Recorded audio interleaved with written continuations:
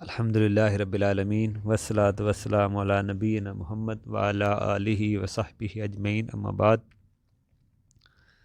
وراثت میں جو ہم غلطیاں کر رہے ہوتے ہیں اس کے بارے میں ہمارا موضوع چل رہا ہے، کیا کیا ہم غلطیاں کرتے ہیں، کیا بہانے ہیں صحیح تقسیم نہ ہونے میں، وراثت کے معاملے میں کتنی خرابیاں پائی جا رہی ہیں۔ دیکھیں، اگر باپ نے ایک مسئلہ کہ اگر باپ نے ایک بیٹے کو زندگی میں کچھ دیا ہے، باقی بھائی بہنوں کو نہیں دیا، باقی بیٹوں کو نہیں دیا، تو دوسرے بھی واپس کریں گے مال، اس کو وراثت میں شامل کریں گے، ٹھیک ہے نا۔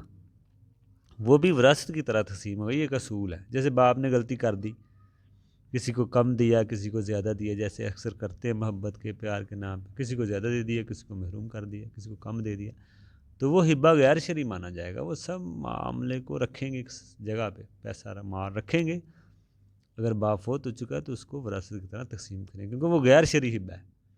اگر باپ ابھی زندہ ہے تو وہ واپس بھی برابر لے سکتا ہے، سب آپس میں برابر کر لیں۔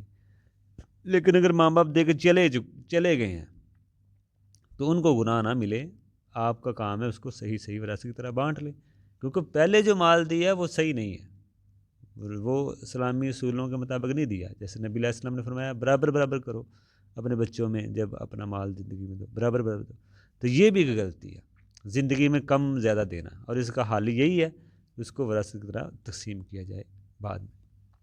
ایک اور وجہ تقسیم نہ کرنے میں کہ لوگوں کا کیا بہانہ ہے، جی قیمت ابھی بڑھے گی تو پھر حصہ کریں گے، جب انتقال ہو جائے تو سب کے حصے دینے چاہیے، ٹھیک ہے نا۔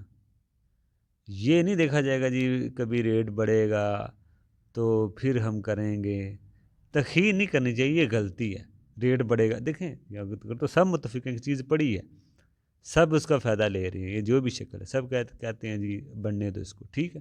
لیکن دو تین کہہ رہے ہیں اس کو بڑھنے دو، دو تین اپنا حصہ لینا چاہ رہے ہیں، تو ایسے نہیں، روک نہیں کر سکتا، ان کا حق ہے، وہ اپنا حصہ لیں گے، جتنا ان کا بنتا ہے وہ لیں۔ اگر زمین باقی بہت چھوٹی ہے تو بیچنے کی شکل ہی اس کی اگر بنتی ہے تو وہی، یعنی کہ تقسیم کا کوئی بھی شکل آپ کریں، یہ نہیں کہ خواہ آپ اس کی کوئی بات ہی نہ کریں، سبھی حصے دار ہوتے ہیں، سب کی بات کو سن کے فیصلہ کرنا چاہیے۔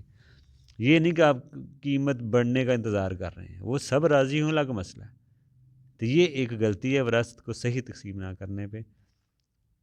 جو میراث ہے، جو جائیداد ہے، اس کو اکثر صحیح تقسیم نہ کرنے کی وجہ سے ہی ہم لڑ رہے ہوتے ہیں، جھگڑ رہے ہوتے ہیں۔ ہماری اکثر لڑائی جھگڑوں کی وجہ یہ بنتی ہے، عدالتیں، کچہریاں، آپ دیکھیں لوگوں کے کتنے کیس ہیں زمینوں کے نام پہ، کیا کوئی سنتا ہی نہیں ہے، کوئی کسی کا مسئلہ، کوئی شریعت کے لحاظ سے کیا اس میں مسئلہ ہے، کیا فیصلہ، کوئی سننے کو تیار نہیں ہے۔ اپنا فیصلہ عدالت کے ذریعے، وہاں پہ قانون کے ذریعے اپنا حل کرنا چاہتے ہیں مسئلہ۔